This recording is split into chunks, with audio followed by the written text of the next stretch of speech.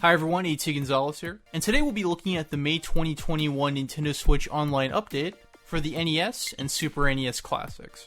If you haven't received the online update yet, it'll look like this.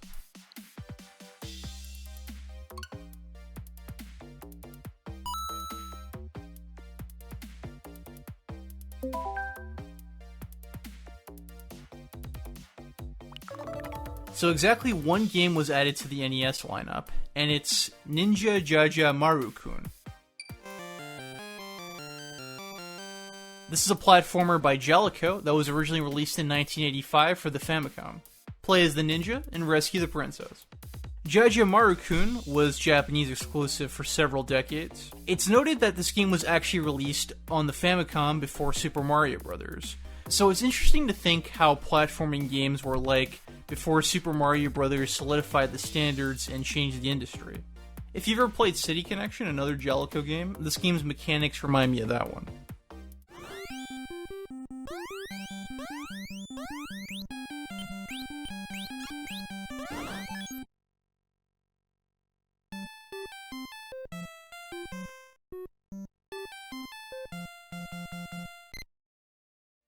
That takes care of the NES library. 4 titles were added for the Super NES lineup. This is what the update will look like.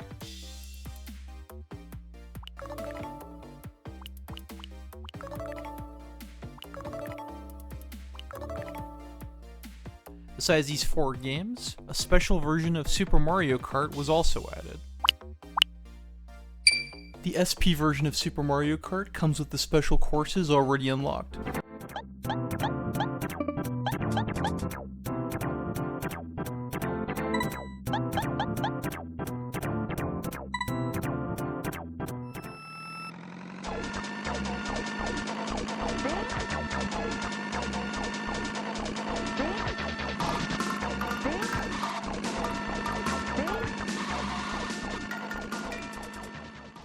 Next, we have Joe and Mac. This game is also known as Caveman Ninja.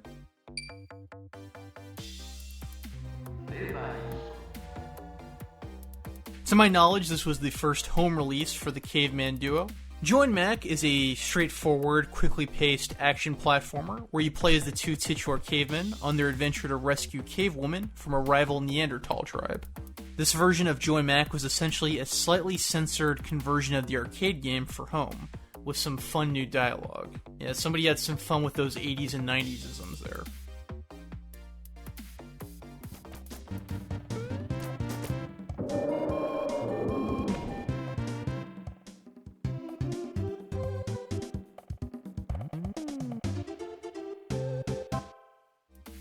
Next up, we have Magical Drop 2, another Data East game. The Super Famicom/Super NES version was previously unreleased in the United States. This ROM appears to be modified for a worldwide release, as it seems to be a little bit different from the Japanese version. Magical Drop is a match 3 puzzle game involving characters based on tarot cards. Despite the overall simplistic look, Magical Drop is considered to have a strong depth of strategy, which allows it to retain a strong following even to this day. You might have seen the character The World in some internet memes and GIFs. Go! Go! Go! Go! Next up, we have Spanky's Quest by Natsume. Somebody obviously had some fun with that title. Spanky's Quest was an early Super Famicom Super NES release. I believe it was Natsume's first game for the hardware. This is an action platforming puzzle game where you play as the monkey Spanky, who has to navigate a tower filled with enemies. This game reminds me of Tecmo's Solomon's Key, as the objective is to clear each room and unlock the door. Spanky's Quest is a very odd game. The main point is to blow a bubble until it pops into a sport ball, and then watch it rain down and spite your foes. Going into almost 30 years after the fact, this is the first re-release of Spanky's Quest after its initial printing.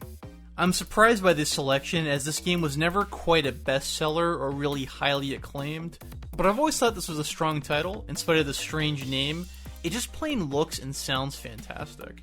Spanky's Quest is my favorite of this retro gaming cohort, and I highly suggest you check it out.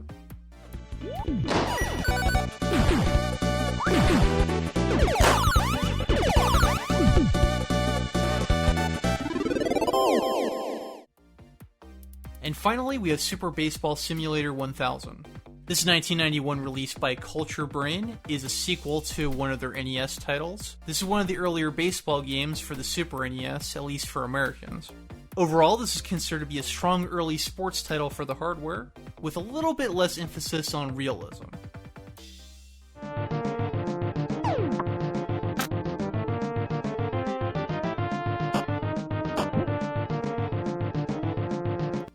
Alright, well that's all for today. Thanks for giving the video a look. Happy gaming, everybody. And let us know below, which of these 5 titles are you most excited to revisit or possibly play for the first time?